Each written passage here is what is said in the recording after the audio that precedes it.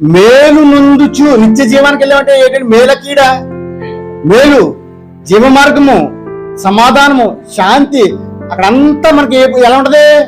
ఆనందంగా ఉంటదండి. అదే నరకానికి వెళితే అక్కడ ధనవంతుడు అంటున్నాడు, తండ్రి అయిన అబ్రహమా నా యందు కనికరపడు, నాకు ఇంకను 5 సహోదరులు ఉన్నారు, వారును ఈ యాతనకరమైన ప్రాంతానికి రాకూడదు కనుక ఒక్కసారి లాజర్ని పంపించు ప్లీజ్ అని భయపడుతున్నాడండి. నిజంగా ప్రేమ చచ్చిన వాడికే బైబిల్ అంటే బాగా అర్థమవుద్దండి. చచ్చిన వాడికే జీవితం కొరకు బాగా అర్థమవుద్దండి.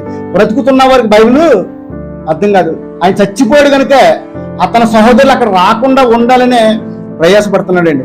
ఆయనే దేవుడే మనల్ని నిత్య అగ్నిగుండంలో పడేస్తే ఇంకా అబ్బని బొబ్బలెట్టిన అబ్బలు ఎవరు అక్కడ మనకి కానరారు. ఇంకా ఎందుకంటే అక్కడ ఉన్న వాళ్ళందరూ కూడా నిత్యము కాలిపోతున్నారండి. ప్రియమైన వల్ల దేవుని మాటలు విన్నప్పుడు మన బ్రతుకులు సరిదిద్దుకోవాలి, సరిదిద్దుకుని దేవుని కొరకు బ్రతకాలి. ఇచ్చిన సమయాన్ని వేస్ట్ గా వృధా చేయకూడదండి. ఇచ్చిన సమయాన్ని చాలా సద్వినియోగం చేసుకోవాలి. ఇచ్చిన ప్రతి నిమిషాన్ని కూడా దేవుని కొరకు సద్వినియోగం చేసుకోవాలండి.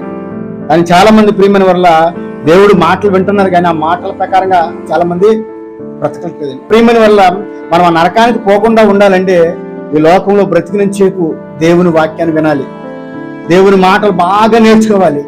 మనము నేర్చుకోవడమే కాకుండా మన కుటుంబీకులు, మన బిడ్డలను, మన తల్లిదండ్రులను, మా అన్నదమ్ములను, మన యొక్క వీధిని, మన యొక్క గ్రామాన్ని కూడా మనం కాపాడే వారికి మనం ఉండాలండి ప్రియమైన వాళ్ళ.